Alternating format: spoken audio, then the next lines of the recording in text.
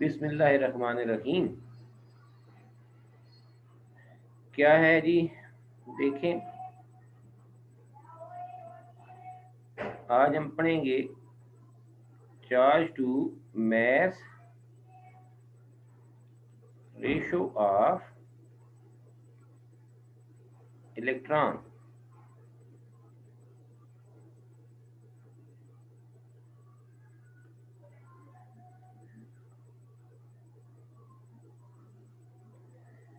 यहाँ पर हमने इनटू द पेज एक यूनिफॉर्म मैग्नेटिक फील्ड अप्लाई की है।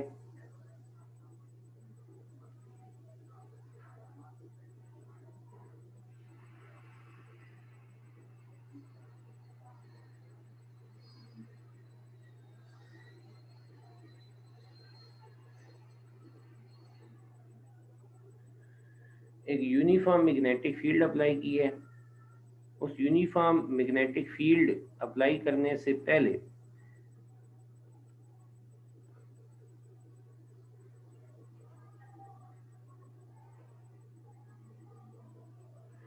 जी यहाँ से हम एक इलेक्ट्रॉन थ्रो कर रहे हैं।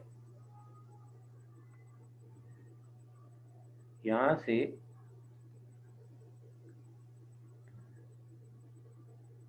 ये इलेक्ट्रॉन क्या होता है? Negatively charge particle. ये हम थ्रो कर रहे हैं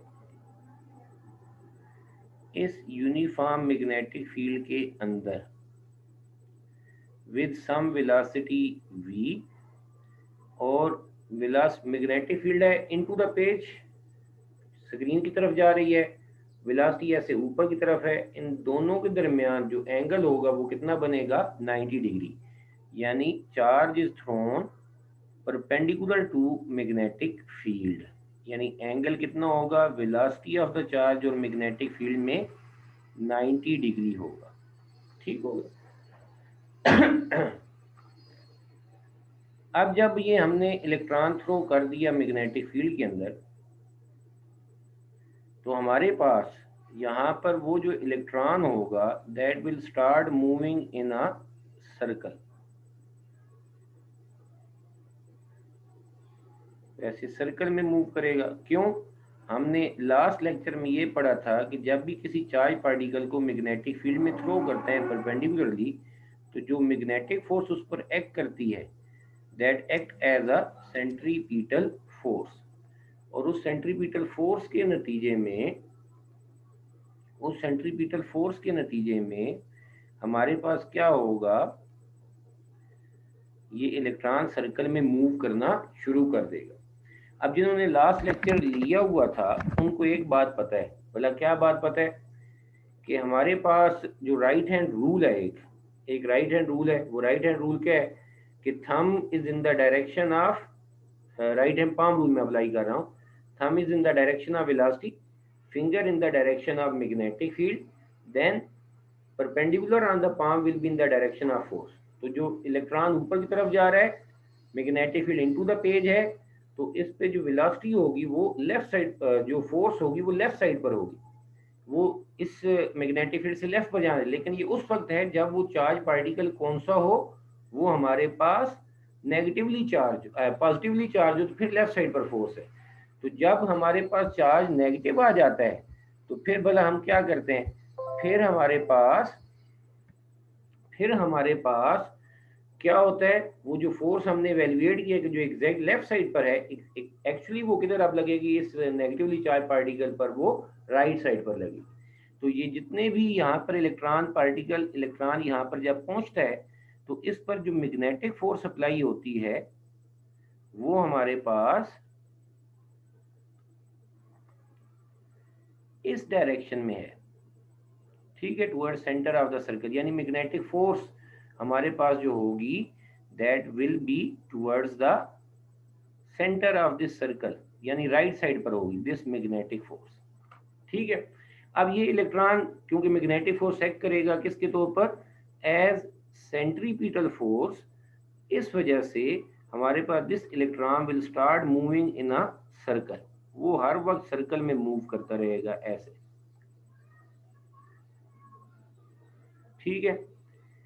अब इसमें at each and every point जो मैग्नेटिक फोर्स होगी वो क्या होगी, इस पर एक्ट करेगी as a centripetal force and it will be acting toward the centre of the circle, ऐसे, ठीक है, हर पॉइंट पर। और आपको पता है कि उसकी जब भी कोई बॉडी सर्कल में मूव कर रहा होता है तो उसकी जो वेलोसिटी होती है, उसकी जो वेलोसिटी होती है that is tangent to the circle. मतलब यहाँ पर है तो उसकी वेलोसिटी की ये डायरेक्शन होगी, यहाँ पर है तो उसकी वेलोसिटी की ये डायरेक्शन होनी है। टेंजेंट टू द सर्कल उसकी वेलोसिटी की डायरेक्शन होगी eight each and every point.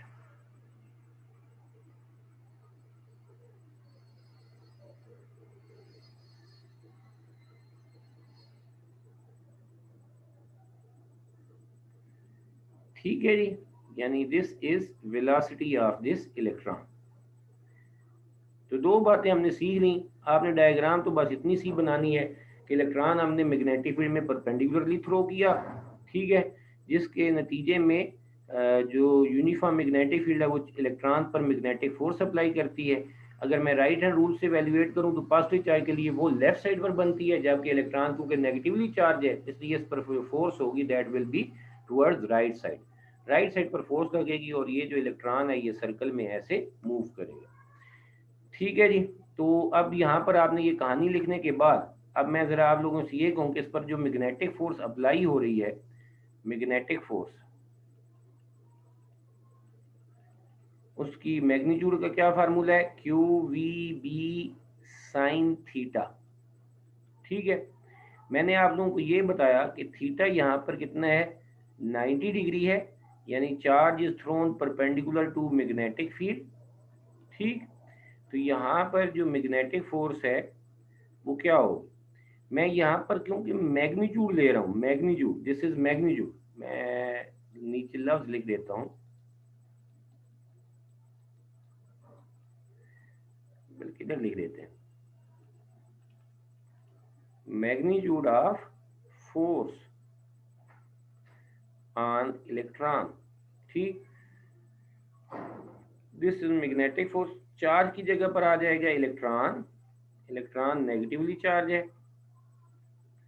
Velocity v है, साथ मैग्नेटिक फील्ड आ गई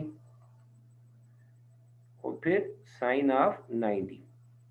मैंने लफ्ज लिखा है magnitude, magnitude, magnitude can never be negative, magnitude कभी नेगेटिव नहीं होती, इसलिए यहाँ पर ये जो मैंने चार्ज इलेक्ट्रॉन के ऊपर नेगेटिव लिखा है ये मैंने गलत लिखा है, मैंने इसे क्या लेना है, पॉजिटिव लेना है। ये बात समझ आ गई, ये गलती होती है, यही मैंने गलती करके फिर आपको बताया कि ये नेगेटिव नहीं लिखना, यहाँ पर क्या लिखना है, पॉजिटिव लिखना है, क्योंकि मैं force is a vector quantity और वेक्टर क्वांटिटी की मैग्नीट्यूड जो होती है वो हमेशा पॉजिटिव होती है, इसलिए क्यू की जगह पर आपने क्या लिखना है, ई लिखना है।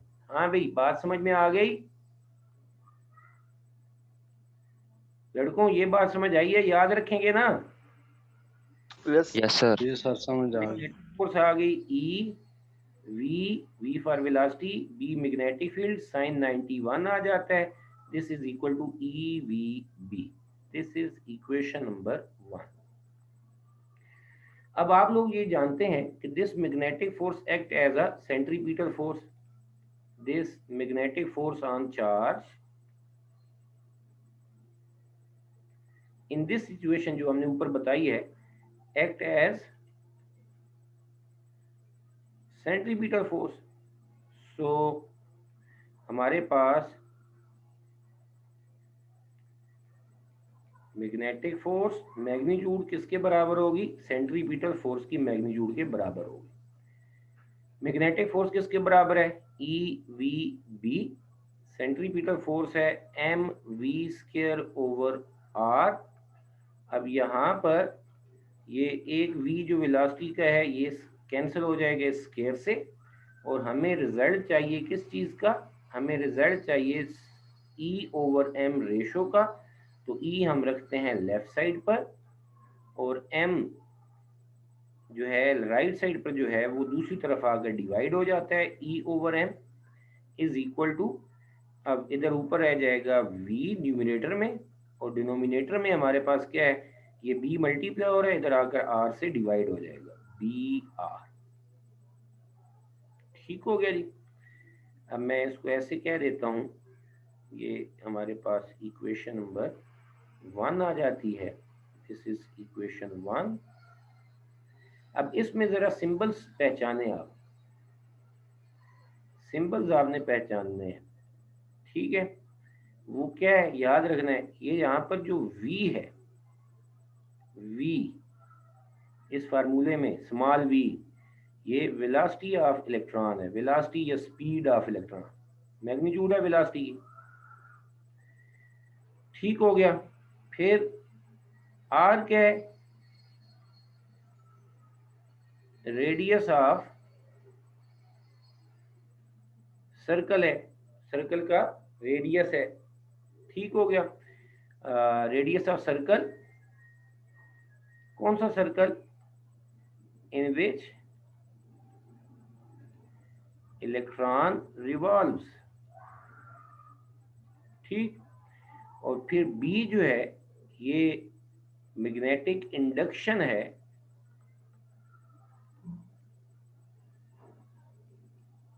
मैग्नेटिक फील्ड की स्ट्रेंथ है, एक्सटर्नल मैग्नेटिक फील्ड जो हमने अप्लाई किया है, एक्सटर्नल मैग्नेटिक फील्ड स्ट्रेंथ जो हमने बाहर से अप्लाई किया। अब इस फार्मूले को गौर से अगर हम देखें तो हमारे पास E/m रेशो मालूम करनी, लेफ्ट साइड तो हमने मालूम करनी है, तो हमें उसके लिए पता होना चाहिए velocity of the charge, velocity of the electron जिससे हमने उसको थ्रो किया है वो पता होना चाहिए। आपको पता है ना कि जब मतलब मैं से 100 मीटर पर सेकंड से थ्रो करूं, तो जब ये मैग्नेटिक फील्ड में जाएगा तो हमारे पास इसकी स्पीड की मैग्नीट्यूड में कोई फर्क नहीं आएगा, वो क्या रहेगी, 100 मीटर पर सेकंड ही रहेगी, ना कमी होगी ना उसमें बेशी होगी। सही हो गया।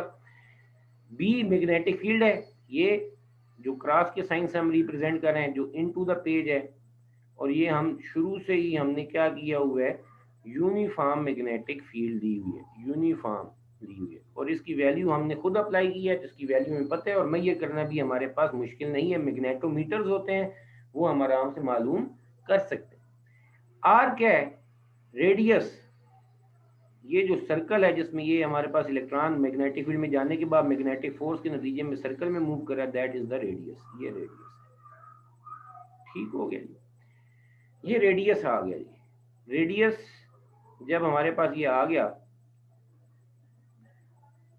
तो अब हमारे पास मसला क्या है, ये चार्ज टू मास रेशियो अगर एक्सपेरिमेंटली हमने मालूम करनी है तो इलेक्ट्रॉन के लिए किसी भी चार्ज के लिए हम मालूम कर सकते हैं। अननोन चार्ज हो तो उसकी charge to mass ratio calculate करनी हो तो हम इसी एक्सपेरिमेंट से कैलकुलेट कर सकते हैं। मसला क्या है, अगर हम ये मालूम करने जाएं तो मैग्नेटिक फील्ड मालूम करना हमारे लिए मसला नहीं है, मैग्नेटिक फील्ड मालूम करना, ये मैग्नेटिक फील्ड मालूम करना हमारे लिए मसला नहीं है। हमारी मसला क्या है, इलेक्ट्रॉन जिस वेलोसिटी से हमने थ्रो किया है वो मालूम करना हमारे लिए मसला है। कोई गाड़ी की तरह इसमें स्पीडोमीटर तो नहीं लगा होना जिसने हमें स्पीड बता देनी है, ठीक हो गया। तो वो वेलोसिटी ऑफ द इलेक्ट्रॉन हमने मालूम करनी है। दूसरा, इलेक्ट्रॉन जिस सर्कल में मूव कर रहा है, जिस सर्कल में मूव कर रहा है उस सर्कल का रेडियस भी हमें चाहिए। इलेक्ट्रॉन खुद नहीं नजर आता तो उसके सर्कल का रेडियस जिसमें वो मूव कर रहा होगा वो कैसे हम मालूम करेंगे, that will be an issue. तो अब इसमें हम दो काम करते हैं, रेडियस मालूम करने के लिए हम मजीद अपना एक और एक्सपेरिमेंट करते हैं। वो क्या एक्सपेरिमेंट है अभी मैं अगले स्लाइड में वही बताऊंगा।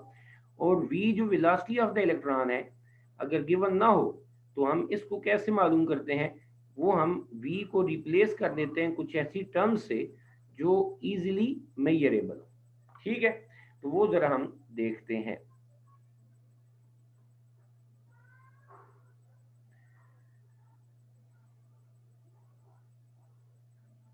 जी।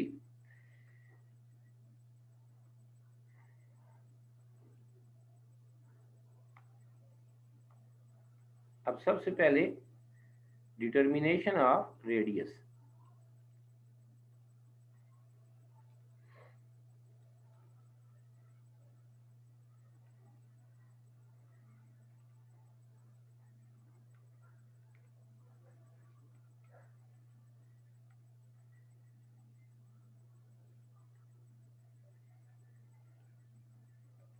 रेडियस ऑफ इलेक्ट्रॉन्स, इलेक्ट्रॉन का रेडियस नहीं, इलेक्ट्रॉन्स सर्कुलर पाथ।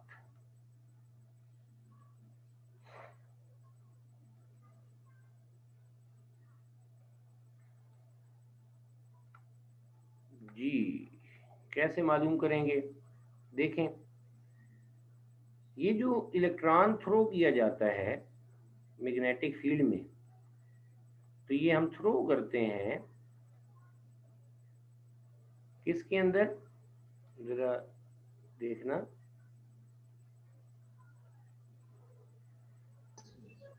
आप लोग थोड़ा सा वेट कीजिएगा।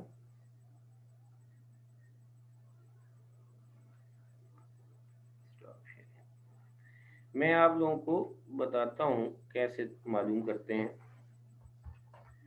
वो थ्रो किए जाते हैं हमारे पास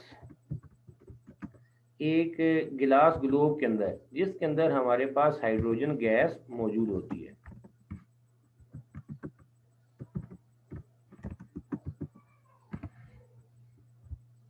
ठीक है,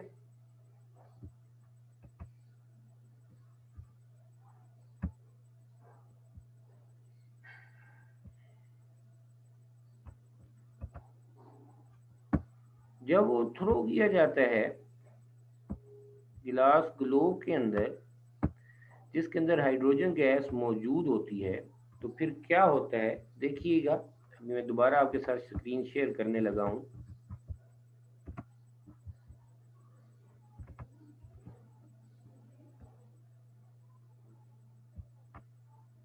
जी, आप लोगों को ये सामने ये जो ब्लैक कलर में है एक स्क्रीन नजर आ रही है, जिसमें एक ये स्टीयरिंग व्हील सा बना हुआ नजर आ रहा हो, नजर आ रहा है? लड़कों बोलो। Yes sir. ये बेसिकली सिर्फ स्टैंड है। तो एक गिलास का ग्लोब यहाँ पर नजर आ रहा है, ये जहाँ पर अभी मेरा हाथ घूम रहा है, क्या गिलास का ग्लोब नजर आ रहा है? ये बोलो लड़कों। Yes sir. अगर नहीं आ रहा तो जरा यस सर। बड़ी सी डायग्राम देख लेते हैं। ये देख लो, इसमें तो अब गिलास का ग्लोब ये बड़ा सा नजर आ रहा है कि नहीं आ रहा? आ रहा है सर। आ रहा है। इसके अंदर होती है यस सर। Hydrogen gas. ठीक है, लेकिन उससे पहले एक और बात मैं बता दूं। और कौन सी डायग्राम बेहतर है, जो हमने पहले देखी थी वही निकालते हैं। अब जरा बताओ, वो जो गिलास ग्लोब है जिसके अंदर एक सर्कल आपको हाईलाइटेड सा रोशनी की तरह नजर आ रहा है, उसके पीछे स्केल नजर आ रहा है, फुट्टा? Yes sir. Yes sir. हाँ, ये यस सर। फुट्टा कि ये जो अंदर इलेक्ट्रॉन का पाथ नजर आ रहा है ग्रीन से सर्कल की फॉर्म में, कैसे बनता है वो भी डिस्कस करना है। उसके पीछे ये स्केल लगाया जाता है, उसकी पोजीशन हम ऊपर नीचे एडजस्ट कर सकते हैं, उसके सेंटर पे रखा जाता है, और उससे उसके एक एंड से, ये जो हाईलाइटेड सर्कल है उसके एक एंड से दूसरे एंड तक हम डायमीटर मालूम कर लेते हैं। डायमीटर का हाफ करेंगे तो रेडियस आ जाएगा। तो रेडियस एक्सपेरिमेंटली मालूम किया जाता है इस गिलास ग्लोब के अंदर। बात समझ आ गई लड़कों? Yes sir. हाँ जी, अब जरा इमेजिन कर लो ना कि ये वाला मसला जैसे है, ये लैब के अंदर एक्सपेरिमेंट है, तो ये फॉगी नहीं देखना, ये वाला देखना है हमने, ये जो प्रॉपर सर्कल की फॉर्म में नजर आ रहा है। ठीक है, और ये आगे स्केल है, स्केल से हम उसका डायमीटर मालूम कर सकते हैं और फिर उसका रेडियस मालूम हो सकता है। अब ये कैसे होगा ये हमने अभी देखना है। देखें जरा क्या मैं कह रहा हूं। अब आपके जहन में एक शक्ल बन गई। अब हम आगे बढ़ते हैं नेक्स्ट पेज पर।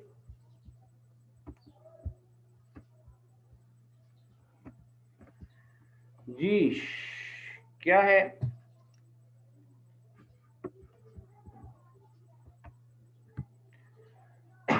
सॉरी,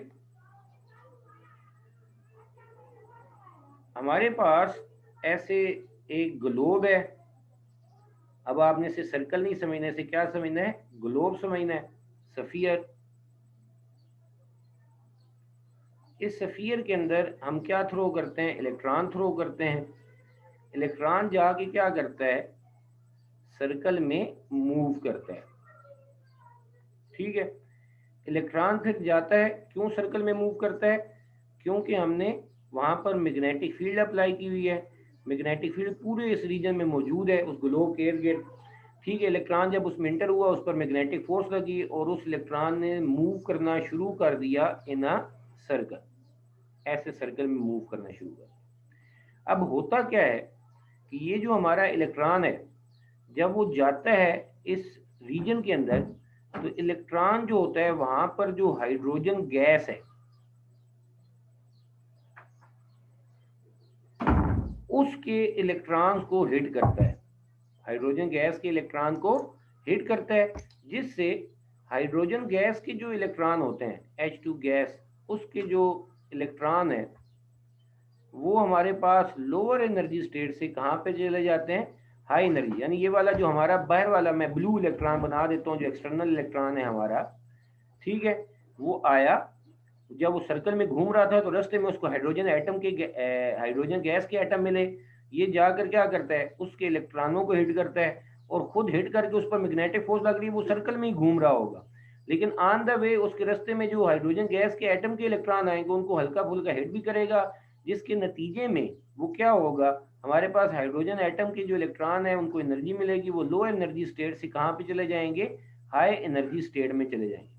जब वो हाई एनर्जी स्टेट में हाइड्रोजन एटम की गैस के इलेक्ट्रॉन चले गए तो फिर वहां पर वो स्टेबल तो होते नहीं है, थोड़ी देर बाद वो क्या करेंगे, डी एक्साइट होंगे, डी एक्साइट। जब वो डी एक्साइट होते हैं तो हमारे पास वो क्या इमिट करते हैं, रेडिएशन इमिट करते हैं, और वो विजिबल रीजन में होती है और यूजुअली हमारे पास ग्रीनिश या ब्लूइश किस्म का कलर हमें नजर आता है। ठीक है, अब एक और बात मैं बताऊं, अगर आप लोगों ने डायग्राम को गौर से देखा तो आपको फॉग सी भी नजर आ रही थी, और जो सर्कल जो इलेक्ट्रॉन के पाथ का बन रहा था वो कुछ थिन सी लाइन नहीं थी, वो भी थोड़ी सी थिक लाइन थी। वजह क्या होती है कि हाइड्रोजन एटम के ये जो हमारे पास हमारा इलेक्ट्रॉन है, जब ये इलेक्ट्रॉन को हिट करता है तो थोड़ी बहुत इसके भी पाथ में क्या आती है, ऐसे वेरिएशन आती है, जिसकी वजह से वो रास्ते में कहीं कहीं पर जो इलेक्ट्रॉन मौजूद हो उनसे हिट करके उसके हाइड्रोजन एटम के इलेक्ट्रॉनों को एक्साइट और डी एक्साइट करता है। थोड़ा बहुत उसमें क्या होता है, ऊपर नीचे मूवमेंट होती है, जिसके नतीजे में हमारे पास जो हाइड्रोजन एटम के इलेक्ट्रॉन है वो भी एक लाइन के अंदर जाके हिट नहीं हो रहे होते, वो डिफरेंट लोकेशन पर हिट हो रहे होते हैं, जिसके नतीजे में जो हाइड्रोजन एटम के इलेक्ट्रॉन की एक्साइटेशन और डी एक्साइटेशन से रेडिएशन रिलीज होती है, वो एक थिन सी लाइन नहीं बनाती, वो एक थिक लाइन बन जाती है, जिसके नतीजे में हमें क्या मिलता है, पाथ विजिबल हो जाता है। बात समझ में आई? क्या किया जाता है, दोबारा जरा सुनो। हमने इलेक्ट्रॉन थ्रो किया एक ग्लोब के अंदर, गिलास का ग्लोब जिसमें हमें आसानी से नजर आ सके, गिलास ग्लोब के अंदर जब वो जाता है तो वहां पर क्या चीज फील्ड है, हाइड्रोजन गैस फील्ड है। तो हमारे वाला जो इलेक्ट्रॉन अंदर जाकर जब उस पर वो सर्कुलर पाथ में मूव करते वक्त वो मूव कर रहा होता है, तो रास्ते में वो किसके हिट करता है, हाइड्रोजन गैस के एटम से हिट करता है।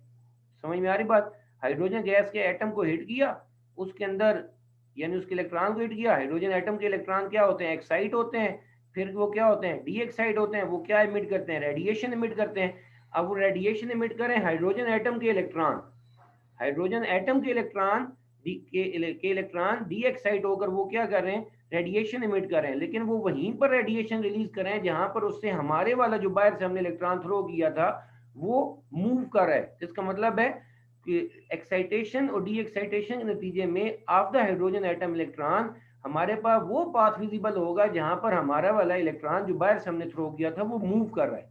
ठीक है, इस तरीके से वो पाथ विजिबल हो जाता है। फिर वो स्केल लगा होता है, स्केल की मदद से हम इसका डायमीटर और फिर रेडियस मालूम कर लेते हैं। बात समझ में आ गई? लड़कों किसी का सवाल है जल्दी से पूछो।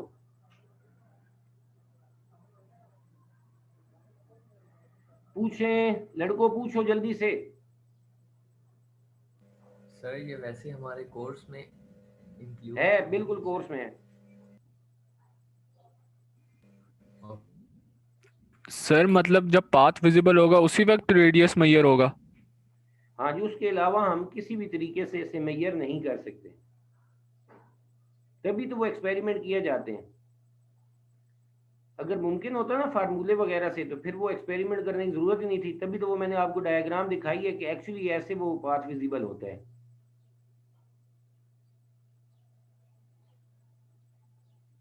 क्लियर है? Yes sir. सर ये जो हमने रेडियस किया ये इलेक्ट्रॉन के सर्कुलर पाथ का किया है? इलेक्ट्रॉन जिस सर्कल में मूव कर रहा है उस सर्कल का रेडियस मालूम किया है। उस ओके ठीक सर। है, ये जो पिछले वाली डायग्राम है इसमें ये आर रेडियस है, और ये रेडियस क्या है, इलेक्ट्रॉन का रेडियस नहीं है, इलेक्ट्रॉन जिस सर्कल में मूव कर रहा है उसका रेडियस है जो इस फार्मूले में इन्वॉल्व हो रहा है यहाँ पर। ठीक हो गया। Yes sir. और मेरे प्यारों ये आप लोगों के सिलेबस का हिस्सा है।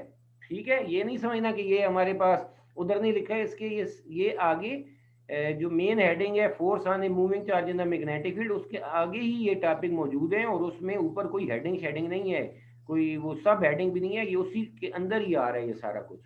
ठीक है, और ये कंफर्म भी मैंने किया जी। नेक्स्ट, अब मसला क्या था, ये जो इक्वेशन 1 थी हमारे पास, इक्वेशन 1 में चार्ज टू मास रेशियो में वेलोसिटी बी और आर, ये तीन चीजें थी। बी तो हमें पता है, आर हमने एक्सपेरिमेंट भी मालूम कर लिया, अब वेलोसिटी की बात हो रही है।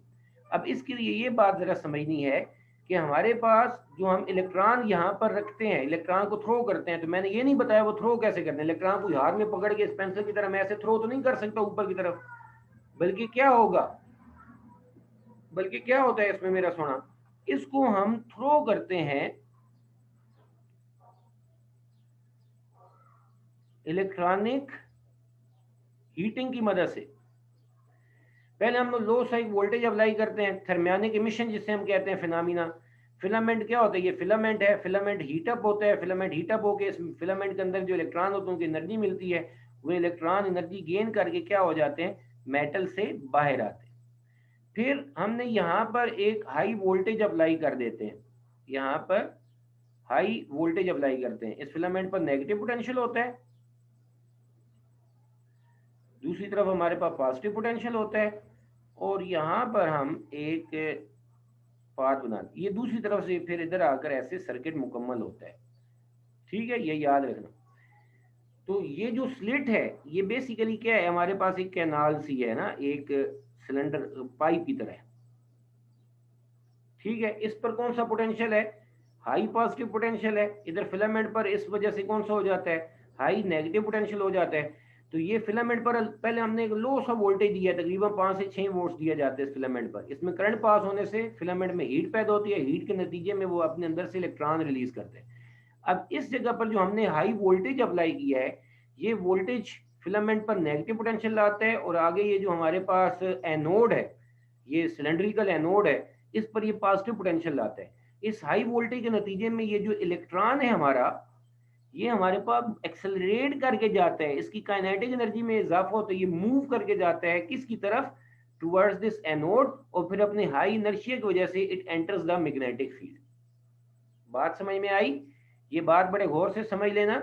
क्या भला बात है कि यहाँ पर हम कोई अपने हाथ से पकड़ के इलेक्ट्रॉन को थ्रो नहीं कर रहे मैग्नेटिक फील्ड के अंदर, वहां पर थर्मियोनिक इमिशन की जाती है। इलेक्ट्रॉन को पहले फिलामेंट से रिलीज किया जाता है, कैसे किया जाता है, लो वोल्टेज होता है 5-6 वोल्ट्स का, 1 पॉइंट समथिंग एम्पियर करंट होना चाहिए, ज्यादा करंट नहीं है। करंट पास होने फिलामेंट में हीट पैदा होगी, हीट के नतीजे में मेटल के अंदर जो इलेक्ट्रॉन होंगे वो एनर्जी गेन करेंगे, मेटल से बाहर आते हैं। अब इन इलेक्ट्रॉन की एनर्जी कोई खास नहीं होती, हम चाहते हैं कि ये एक खास हाई वेलोसिटी से मैग्नेटिक फील्ड में एंटर हो। ठीक है, तो उसके लिए हम क्या करते हैं, इस फिलामेंट और आगे एक एनोड लगा के ये एक वोल्टेज अप्लाई करते हैं। और ये सारी जो कंस्ट्रक्शन है, ये जो मैंने अभी साइड पर बनाई है, इसे हम सिंपलेस्ट इलेक्ट्रॉन गन कहते हैं, जो आप 10th क्लास में पढ़ चुके हैं। तो इलेक्ट्रॉन गन पर एक हाई वोल्टेज अप्लाई करते हैं, उस वोल्टेज के नतीजे में फिलामेंट पर नेगेटिव पोटेंशियल होता है, एनोड पर पॉजिटिव पोटेंशियल होता है, ये नेगेटिव से पॉजिटिव की तरफ एक्सेलरेट करता है। ठीक है, इसको काइनेटिक एनर्जी मिलती है, इसकी स्पीड अप होता है, तो इसकी काइनेटिक एनर्जी में इजाफा होता है, और यहाँ से यह एनोड से फायर हो जाता है, कहाँ पर, in the uniform magnetic field. तो हमने क्या किया, यहाँ पर इस वोल्टेज की मदद से वर्क किया है ऑन द चार्ज। कौन सा चार्ज, इलेक्ट्रॉन पर। वर्क नेगेटिव है तो यहां पर हम नेगेटिव लिखेंगे, ठीक है, इनटू वी। लेकिन हमारे पास पूरी कैलकुलेशन में नेगेटिव तो मौजूद नहीं है, तो हम इलेक्ट्रॉन के चार्ज को पॉजिटिव ही ले लेंगे, क्योंकि वैल्यू ही कैलकुलेट करनी है हमने, उसकी डायरेक्शन ऑफ मोशन तो कोई कैलकुलेट नहीं करनी, इसलिए पॉजिटिव ही ले लें तो उससे कोई मसला नहीं है। तो W is equal to q v. अब इस वर्क के नतीजे में इलेक्ट्रॉन स्पीड अप होता है, यानी उसको क्या मिलती है, काइनेटिक एनर्जी मिलती है, और वो फिर magnetic with some velocity v वो मैग्नेटिक फील्ड में इंटर होता है। Is it clear? अब जरा देखो यहाँ पर क्या बात है, मेरे सुनो।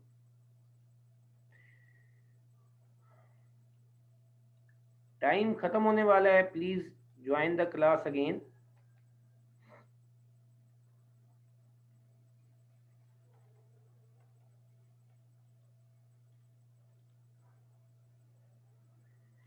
क्या किया हमने? वोल्टेज अप्लाई किया जिससे इलेक्ट्रॉन पर वर्क हुआ, और ये जो वर्क है ये उसकी काइनेटिक एनर्जी में चेंज हो गया। ठीक है, तो अब हम ये कह सकते हैं कि kinetic energy of the electron is equal to work. Kinetic energy है हाफ एम वी स्क्वायर और वर्क है हमारे पास E V, capital V. Capital V stand for voltage, small V for kinetic velocity. ठीक है, दोनों में फर्क याद रहना, ये वी और v, capital V voltage m velocity. यहाँ से जरा बताओ वेलोसिटी किसके बराबर आ जाएगी? 2 EV, एम इधर मल्टीप्लाई इधर आकर डिवाइड हो जाएगा। तो यहाँ पर v जो है ये किसके बराबर आ गया? दोनों तरफ अंडर रूट लें, 2E/m इंटू कैपिटल V और under root. This is the formula for the velocity of the electron. Velocity of electron जी, देखें हमने अभी जो कैलकुलेट किया है वो वेलोसिटी ऑफ द इलेक्ट्रॉन का फार्मूला कैलकुलेट किया।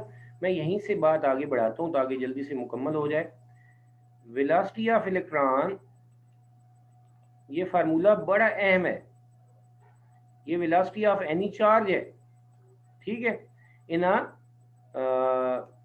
When it is accelerated by some potential difference. क्या फार्मूला है वेलोसिटी का? 2 चार्ज, अब इलेक्ट्रॉन है तो चार्ज ऑफ इलेक्ट्रॉन आ गया, m mass of the charge आ गया, और साथ क्या आ रहा है? Capital V under root. ठीक हो गया। अब ये फार्मूला बड़ा अहम है, सारे सुन लो ये। अब जरा देखें, यहाँ पर इलेक्ट्रॉन है, उसका आपको चार्ज पता होता है 1.6 इंटू 10⁻⁻19 कूलम। m मैस है 9.11 इंटू 10⁻31 किलोग्राम। ये आपको ऑलरेडी पता होती चीजें, इलेक्ट्रॉन की भी, प्रोटॉन की भी, अल्फा का भी कैलकुलेट किया जा सकता है। सिर्फ मैंने इस फार्मूले में आप लोगों को बताना क्या है, मैंने आपको इस फार्मूले में सिर्फ वोल्टेज बताना है, वोल्टेज V बताना है। मतलब मैं ये कहता हूँ an electron is accelerated by a potential difference of 100 volts. Electron is accelerated by a potential difference of 100 volts. 100 volts के पोटेंशियल से हमने उसे एक्सेलरेट किया। 100 वोल्ट्स सिर्फ यहाँ पर बताना है, बाकी E और M ये सारी चीजें आपको पता होगी, आप वेलोसिटी कैलकुलेट कर सकते हैं। समझ में आ गई बात? इस तरह से जो पिछला फार्मूला था कि अगर मैं ये कहूँ कि an electron is accelerated by a potential difference of 100 volts, calculate its kinetic energy, तो काइनेटिक एनर्जी वर्क के बराबर थी। तो आपको सिर्फ W is equal to QV calculate करना है। Kinetic energy is equal to work होता है, वर्क है QV, Q आपको इलेक्ट्रॉन का पता है, सिर्फ वोल्टेज से मालूम करना है। ठीक होगी बात? तो अब जरा मैं आगे बढ़ूं तो क्या कहते हैं, पुट दिस वैल्यू, ये जो put above value in equation 1। Equation 1 क्या थी?